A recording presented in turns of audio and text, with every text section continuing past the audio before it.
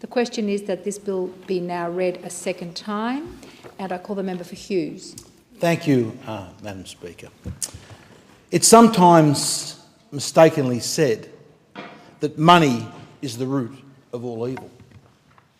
But the real question that we should concentrate on this Parliament is what is the root of all money? Now, there are many here in this Parliament, Madam Speaker, that think money simply grows on trees. It comes from anywhere, we just spend what we want.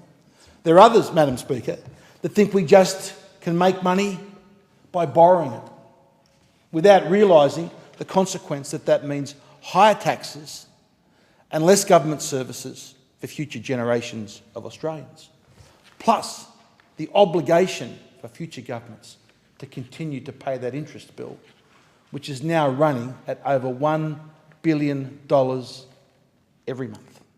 We have to divert from this Parliament money that could have otherwise been spent on health and childcare and education and aged care and pensions and kids with disabilities. $1 billion every month gets diverted just to pay the interest bill. But when we ask the question, what is the root of all money, there is an answer to that, and it's value-added production. As Ayn Rand wrote, wealth is not static. It is not there to be seized, to be begged, to be inherited, to be shared, to be looted or obtained by favour. We can actually, in our society, make money and create wealth. And that is what I believe this Parliament needs to focus more on. There is so much we see in the debates about the debaters taking wealth from one group and giving it to another group, thinking it is static. We need to refocus our attention that our job in this Parliament must be to allow the citizens of this country to get out there and to create wealth, to make money. And if we do that, then we're able to have more money to pay for all those things that so many of us in our electorates really see that we need investments in our road networks, in our kids with disabilities, in aged care, in schooling. We all want to see more money put into those areas. And the best way we can do that is not to quibble over who gets what. It is to grow the economy, to allow wealth to be created. And when it comes to creating wealth, what is at the root of all wealth creation? I say it's two things. Firstly, it's human ingenuity and entrepreneurialism. So people willing to risk, to try a new idea, having a go. But secondly, and most importantly, is low cost and affordable energy. Energy is the lifeblood of every single thing that is important in our society. And it's the combination of those two things, energy and human ingenuity, that creates all the wealth in our country.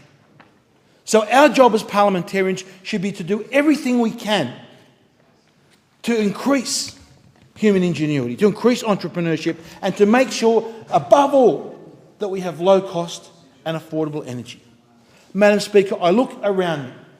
Everything that I see here in front of me, from the leather in the chair to the timber in the lectern, to the metal in the speakers, everything has needed electricity to be produced.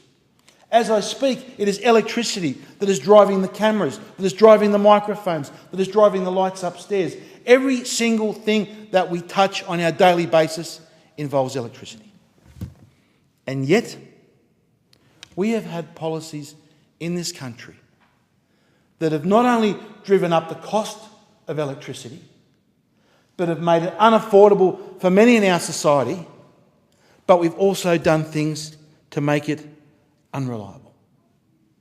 If we look back over the last decade, and if we look at all the misguided, although well-intentioned, misguided policies that have backfired and cost this economy wealth, there is nothing more than the policies that we have had on energy.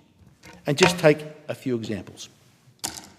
The Grattan Institute's report, Sundown, Sunrise, by Tony Wood and David Blowers. In their overview, they say, and I quote directly from the Grattan report, lavish government subsidies plus the structure of the electricity network tariffs meant that the cost of solar PV taken up has outweighed the benefits by more than $10 billion. They go on. By the time the subsidies have finally run out, households and businesses that have not installed solar PV will have spent more than $14 billion subsidising households that have. So it's been nothing other than a massive wealth transfer from those that haven't been able to put solar panels on the roof, often the most less fortunate in our community, to those that have. $14 billion wealth transfer with a net cost to the economy of $10 billion. And their report concludes, government has created a policy mess that should never be repeated. Yet these are locked in. The other one, which you look at the damage that we have done to ourselves, that has prevented us from creating wealth. It's a recent report by BAE Economics told electricity production in Australia. It details the annual, this is every single year, cost of what is the renewable energy mandates. The total cost of the renewable energy mandates this year are $2 billion. It's actually $2,073 million. And that's on top. Then you have the feed-in tariff schemes. That is another $772 million. When you add up all those subsidies, you come to this year alone over $3 billion. And yet, next week, we will see the closure of Hazelwood Power Station, the generator that provides 20% of Victoria's electricity production and 5% of our nation's electricity production. Madam Speaker, in a war, the first thing that you would target is your enemy's electricity grid and their power stations.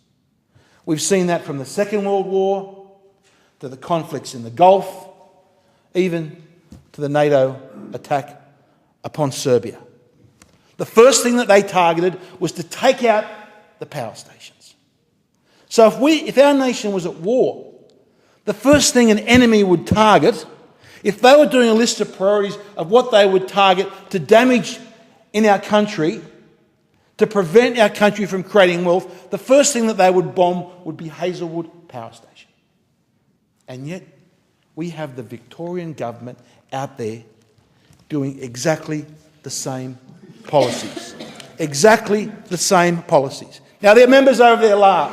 Well, I'd like to see you laugh when people start getting their electricity bills through next year and they get 10%. And I want to see you guys laugh when they say there's, because of Hazelwood closing, next year in Victoria, in New South Wales and South Australia, there will be a 75% chance of blackouts. Now, I'd like the Hansard to record that members of the Labor Party over here are laughing at that prospect. When people are trapped in lifts, let's see who's laughing then. When the lights go out, traffic lights go out, and there's no traffic lights on major dangerous intersections, let's see who's laughing then. When hospitals and people have to cancel their operation because there's no electricity because the electricity's gone out, let's see who's laughing then. When millions, if not hundreds of millions of dollars, if not billions of dollars worth of food is wasted because people cannot keep their refrigerators on because there's no electricity, let's see who's laughing then. And let's see who's laughing when jobs are lost in this country because of the high cost of electricity. Madam Deputy Speaker, competitive electricity costs are one of the most important things that we should safeguard. Anyone that has had to work in private business knows that if you get a competitive advantage in any area, you guard it with your life because it is your competitive advantage that enables you to maintain and protect your lifestyle. The competitive advantage that our nation used to have was our low-cost electricity. But we have surrendered that. In an act of vandalism and an act of sabotage, we have surrendered our competitive advantage in electricity. You only have to look at some of the comparisons. Someone living in the US or Canada, as compared to someone in Australia, pays not 50% higher, but double and even triple the prices to what someone pays. Someone in Australia pays double or triple the prices as what paid in US and Canada. And in fact, in South Australia, as compared to Vancouver, they are even paying 4 times, incredibly, 4 times the price.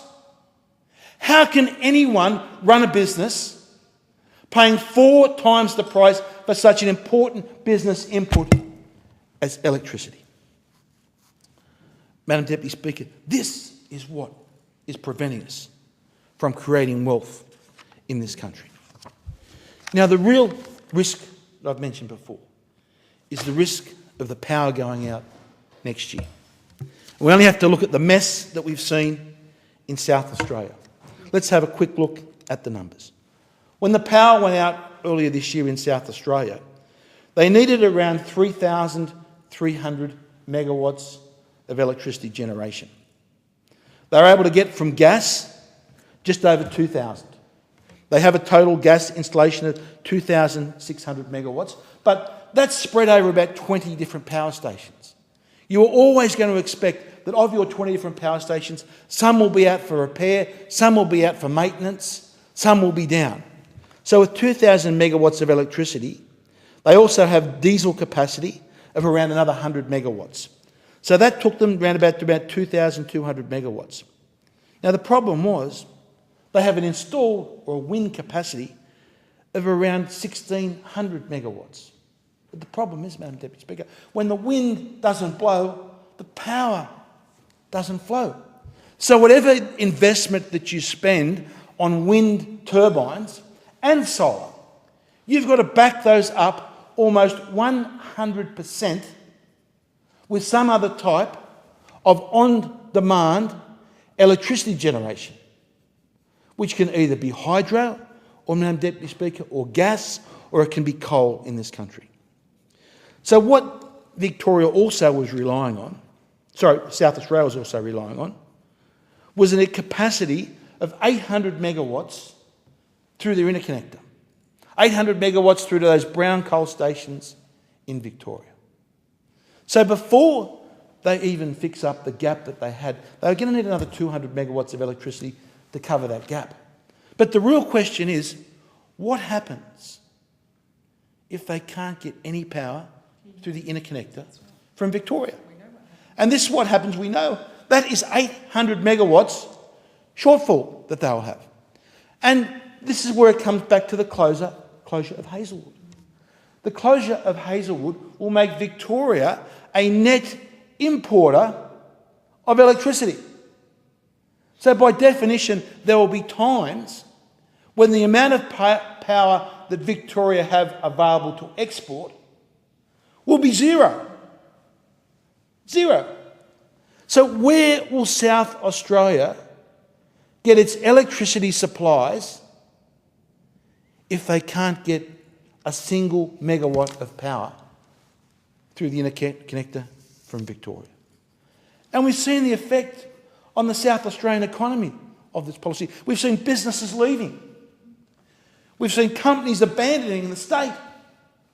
But the real damage, Madam Deputy Speaker, is the damage that we don't see.